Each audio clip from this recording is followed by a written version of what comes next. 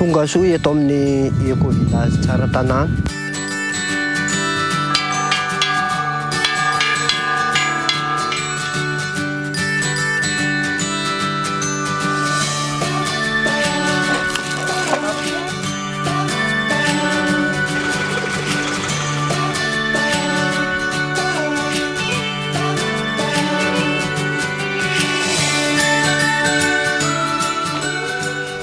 Misy antony forest tony manerana ny village anangonana ny rotsakorana mandritra vanim-potoanan'ny orana.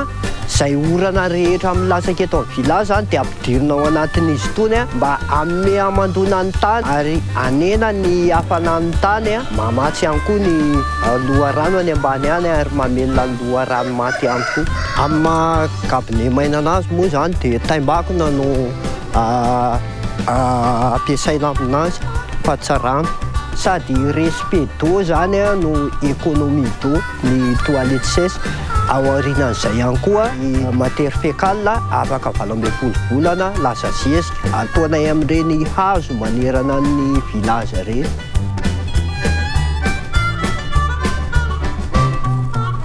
Lombricompost classique zay zezika azotsika eo dia zezika kankana dia atao amin'ilay tamboho mandy.